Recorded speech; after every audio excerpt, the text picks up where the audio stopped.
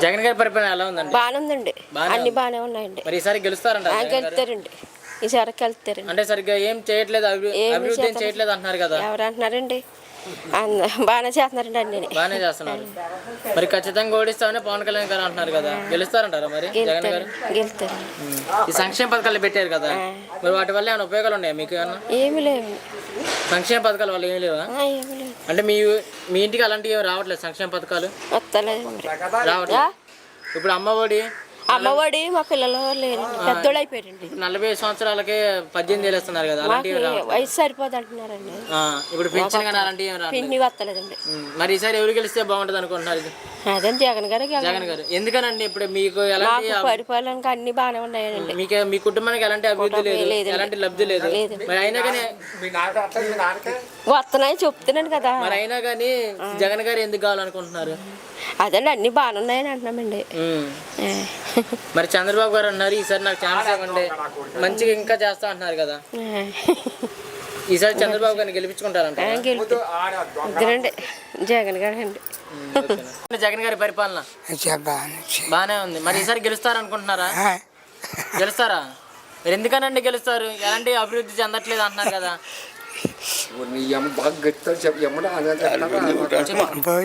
మాకు ఆయన పెడుతున్నాడు, అన్ని చేస్తున్నాడు, ఆయన చేస్తున్నాడు ఇప్పుడు బతికి. మరి చంద్రబాబు గారు కూడా ఒక ఛాన్స్ ఇవ్వండి అంటున్నారు కదా, ఎందుకంటే ఎక్కువ మంచిగా చూసుకుంటా అంటున్నారు కదా. మరి వాలంటీర్ వ్యవస్థ ఎలా ఉందండి? వాలంటీర్లు చాలా బాగుంది. వాలంటీర్ బాగానే ఉంది. లంచాలు తీసుకుంటున్నారు నిజమేనా? లంచాలు దగ్గర ఎక్కడ తీసుకో దౌర్జన్యం చేస్తున్నారంట. అదేం లేదండి అసలు. పని మామూలుగా తీసుకున్నారు అంతే తప్ప లంచాల కించాలు ఏం తీసుకున్నారు. మరి చంద్రబాబు గారు పవన్ కళ్యాణ్ కలిసి పోటీ చేస్తున్నారు కదా, జగన్ గారు భయపడతారు అనుకుంటున్నారా? జగన్ గారు భయపడతారు అనుకున్నారు వాళ్ళిద్దరిని చూసి? జగన్ ఎత్తాడు తప్ప చంద్రబాబు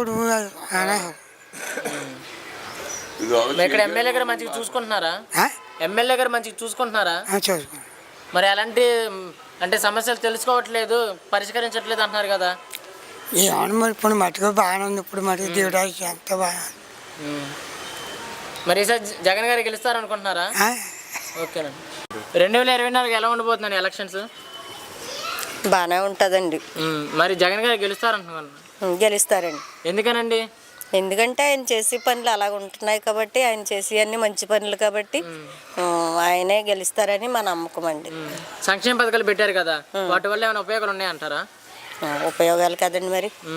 మరి అవి అనవసరంగా పెట్టారు, వాటి వల్ల ఎలాంటి ఉపయోగం లేదు అంటున్నారు కదా. అంటారు తెలియని వాళ్ళు.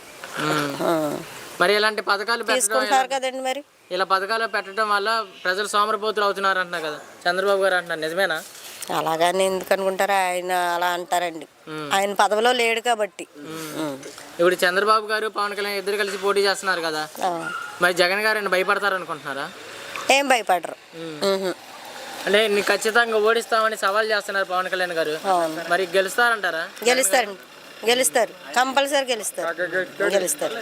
అంటే ఈ పథకాలన్నీ ఓన్లీ వైసీపీ పార్టీ వాళ్ళకే వస్తాయి, మిగిలిన వాళ్ళకి రావట్లేదు అన్న కదా. లేదు, అందరికీ వస్తాయి, అందరికీ వర్తిస్తాయి. ఇక్కడ వాలంటీర్ వ్యవస్థ ఎలా ఉందండి? బాగుంటుంది. అంటే వాళ్ళు లంచాలు తీసుకుంటారు? లేదు లేదు లేదు, అలాంటిది లేదు. అస్సలు దౌర్జన్యం చేస్తున్నారంట? అస్సలేది లేదండి. మరి ఇక్కడ ఎమ్మెల్యే గారు ఎవరండి? ఎమ్మెల్యే గారు రాజు గారు. మరి ఆయన గారు మంచిగా చూసుకుంటున్నారా? బాగానే చూస్తారండి, బాగానే వస్తారు. మరి జనాల గురించి అలా పట్టించుకోరు అంటున్నారు కదా. లేదండి, వస్తారు. ఆయన పట్టించుకోకపోతే ఎలా అండి? మరి ఈసారి గెలుస్తారనుకుంటారా? కంపల్సరీ అండి, ఎమ్మెల్యే గారు.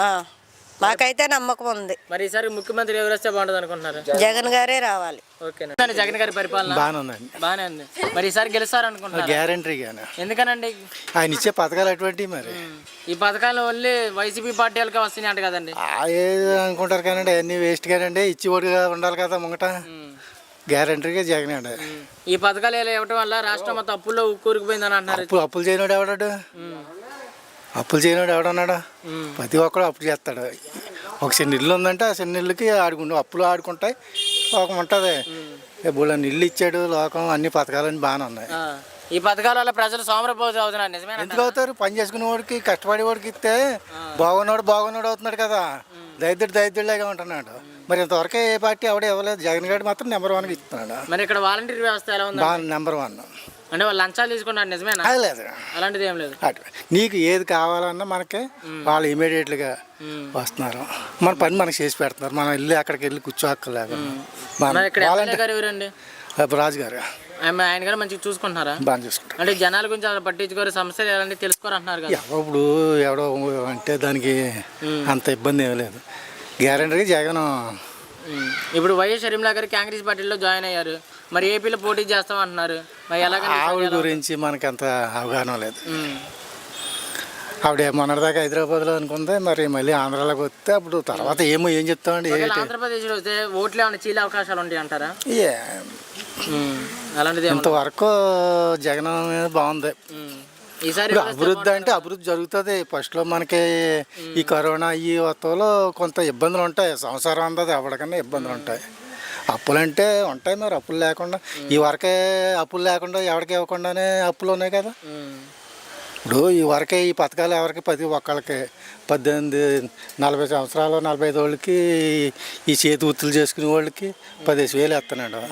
ఏదో దానికి మనకి ఇంచుమించు చేయనవుతుగా. ఇప్పుడు ఆయన 10,000 ఇచ్చాడు అనుకో, 3 ట్రిప్పులు వేసాడు 30,000. 30,000 దేనికో దానికి కలుతుంది కదా.